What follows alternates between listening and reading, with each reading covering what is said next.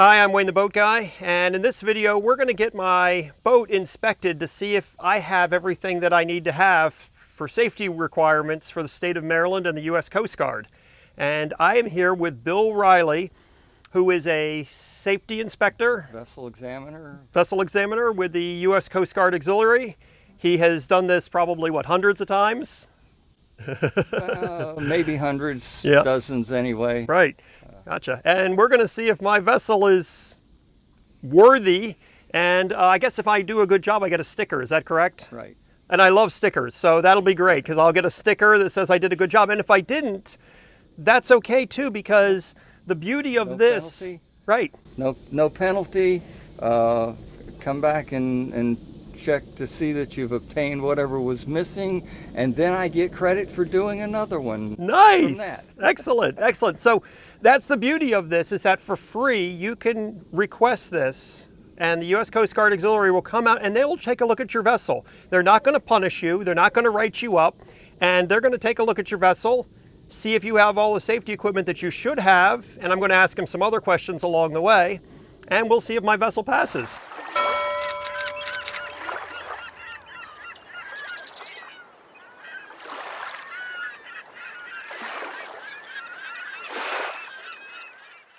Let's go ahead and get started. Okay. Let me know what you want me to do. Okay, or what you need. One of the first things that I will be looking for is your registration, to copy some information down. Excellent. And that will also give me information that I need about some of the equipment requirements depending on the size of the boat. I believe that's information you need right there. I keep that in a plastic bag so it doesn't get damaged.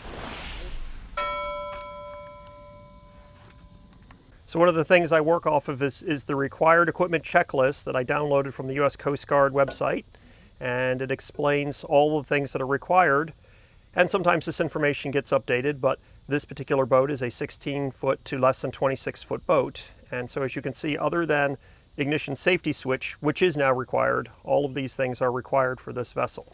So we're going to see how well we do with this.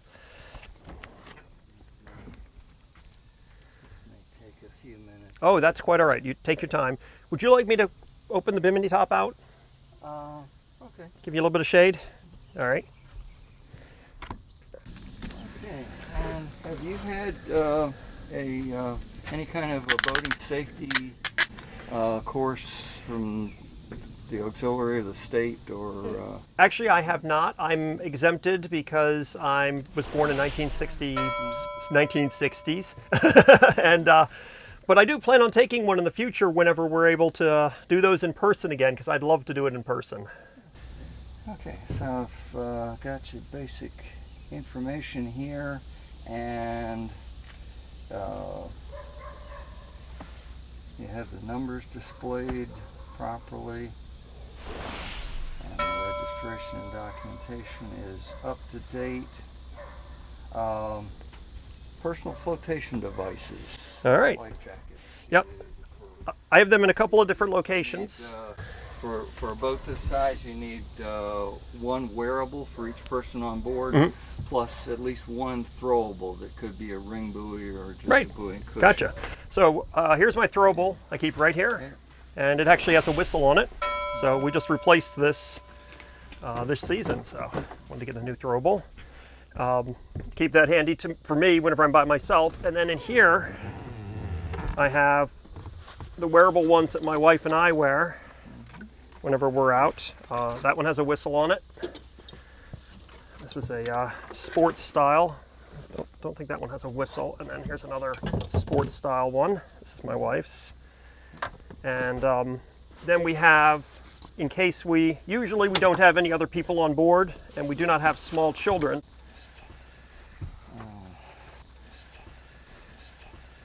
You want to see what kind it is? Type, it's right there.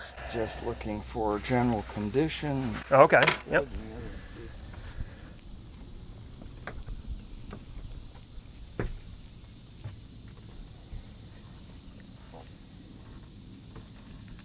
Okay, and some vessels more than others that way.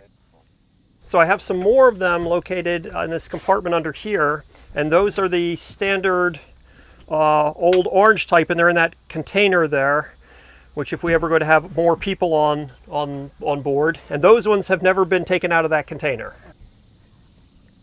And I can see they are they're in the container for storage and protection, but they are out of their original wrapping, which is one of the things that's, in order to count it it does have to be opened up.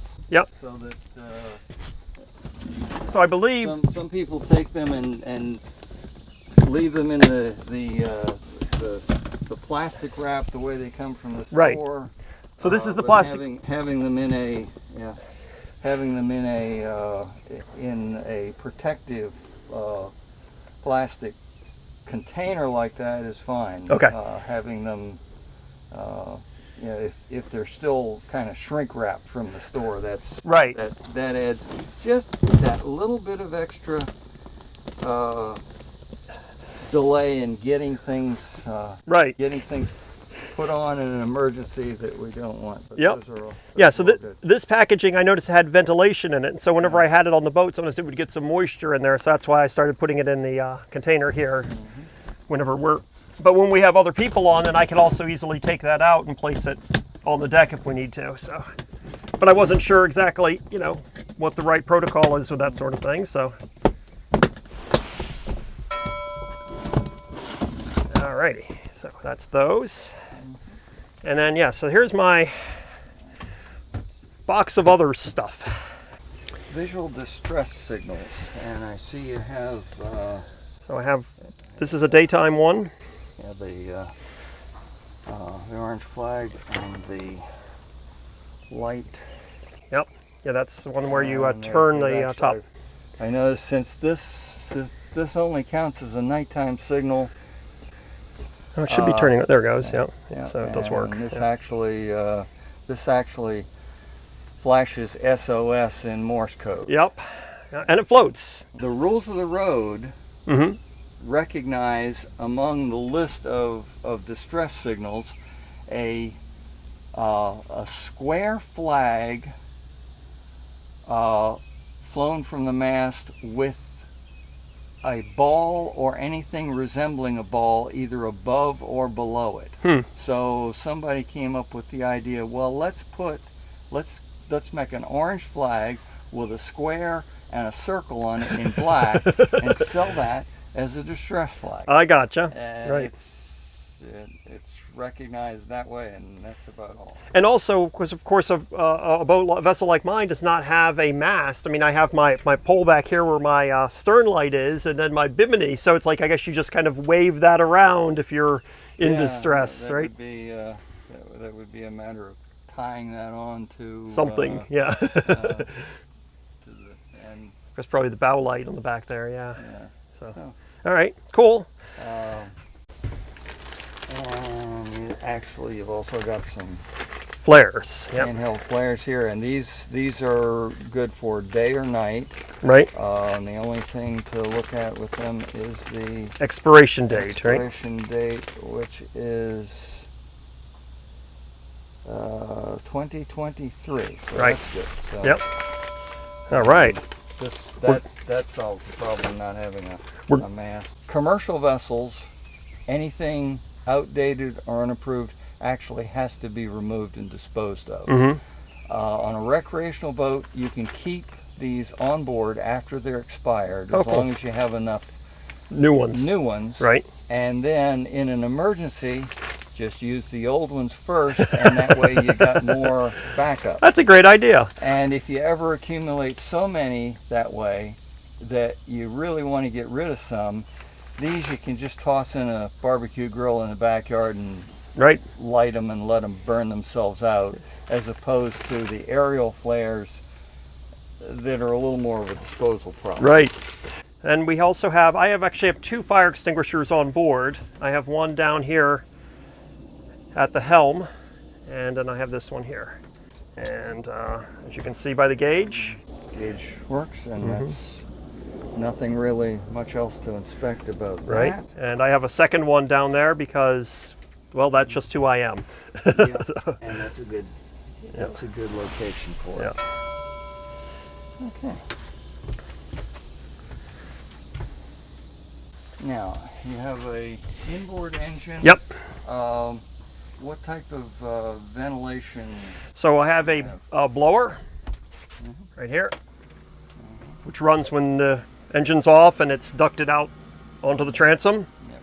And you know to start that up Yes, sir. A few minutes before you Yes, sir. start the engine. Yep. Just to make sure. And you probably have a bilge pump. Yes. Yep. Down there, There. also mounted. You can hear it pumping water. Yep. And then you want to see probably a flame arrestor on top of my engine. Is that correct? Yep. All right.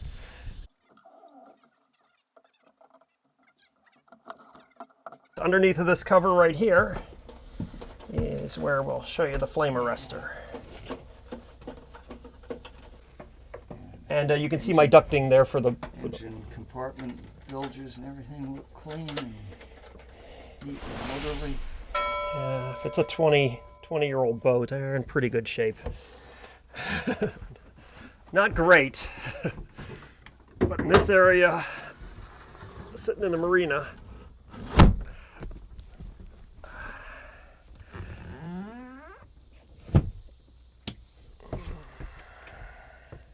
And with the bilge pump, everybody should also have some kind of a backup, but everybody does because everybody's got something available. you know, actually, I do not have a backup system in this boat yet, and I've been trying to figure out which kind to do. But you've Yes. got a little cooler down there. Yep. You can scoop water. Yes, and I deal can. with that. Yes. If you're taking on enough water that you need to back up, Right. then Gotcha. that's appropriate. Okay, let's see. And sound producing devices. Sure. Some kind of a horn or So- whistle. We have a horn built into the boat. Mm-hmm. Oh, wait a minute. There it is. Yep. And then I also have, and this actually came with the boat. I don't know how good it is, but one of these. Probably it's due to be replaced because it's getting a little bit rusty on the bottom. So. Okay. A boat this size is too small to be required to have a bell permanently mounted. However, if you ever get in fog, that would be the only time you would be required to use a bell to sound any Really? fog signals. Gotcha. Now, a lot of times I hear people will do a blast on their horn. Yeah. But we're technically supposed to use a bell, huh? Actually, at anchor in fog. So, unlikely. Right. Yeah. Most power boaters aren't anchoring in the fog. Yeah. But Yeah. so a bell whenever you're anchored at fog. That's good to know. Okay. So what's next? Okay. The navigation lights. Oh yes. And for that, it may be. So I have. I may be able to see. Yeah. I'll turn them on for you. If not, I may have to run around to the other. Yeah. I took a look at it early this morning when I stuck my stern one on. Yeah. The red lens there is almost faded to orange. Right. Here's my my stern light. It's a weird bulb because you have to kind of be all the way up here to see it. But when I was down there first this morning, I thought it wasn't working. But Oh yeah, that's up there. yep. So that's working.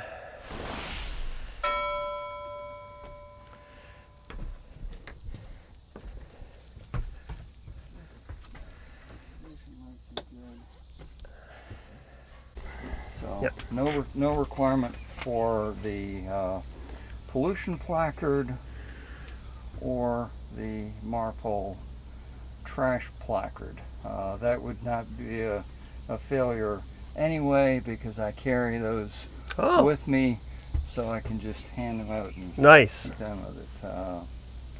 And a copy of the navigation rules.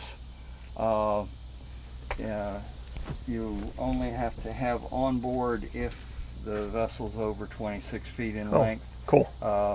However, It's good to have. These days, if you have a cell phone, you can have a copy of the navigation rules right on the cell phone. Right. Refer to them that way. True. Good point. Yep. Okay. And let's see, the overall condition of the boat is good.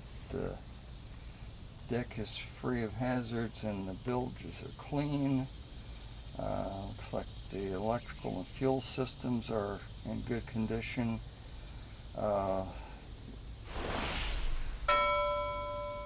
And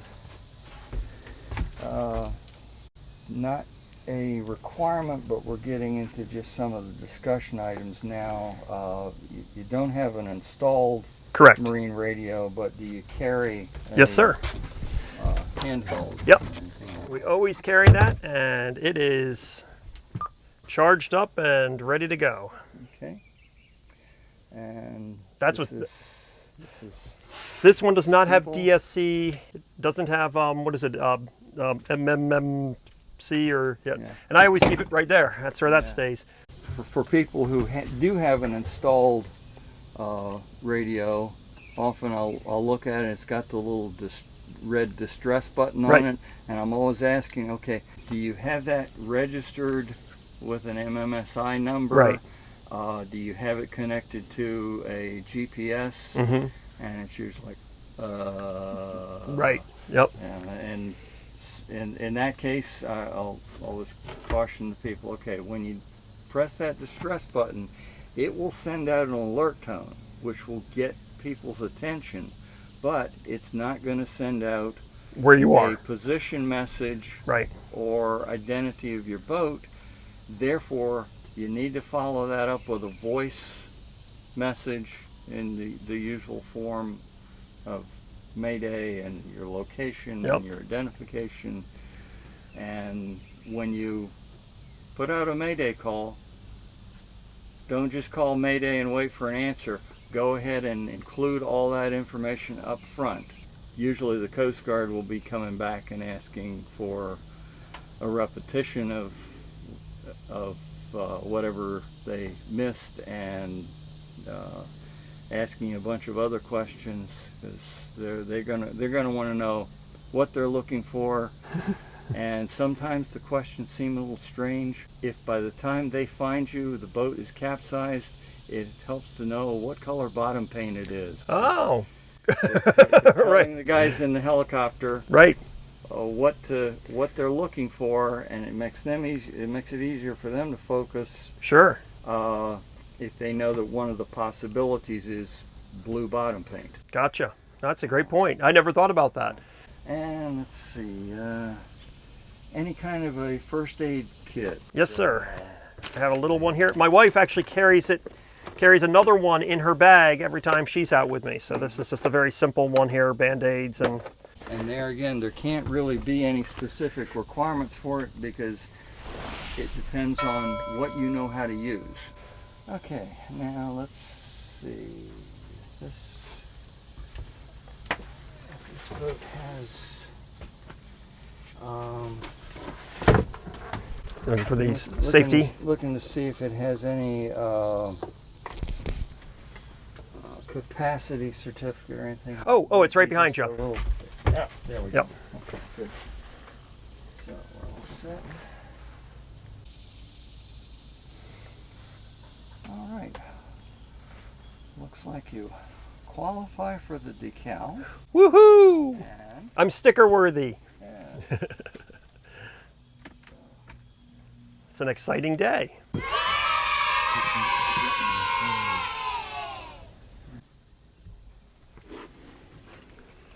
Oh, see, that's so nice. I'm all official now. I feel good. So I don't know what I was nervous about before I had this done today, because basically I passed with flying colors, which is great. I'm really happy about that, because I do try to take safety very seriously and try to make sure that I have the necessary safety equipment. So if you want to get one of these done with your vessel, you can go to the U.S. Coast Guard website and fill out a request to be able to have your vessel inspected. I'll put a link in the description if you'd like to get a vessel checked on your vessel. But anyway, I hope you found this video helpful and enjoyable, And if you liked it, please be sure to give it a thumbs up down below. Thank you so much for watching. Here's a video pick just for you, and a playlist of videos similar to this one. You stay safe out there in the water. I know I'm safer out there in the water now. I feel good about that.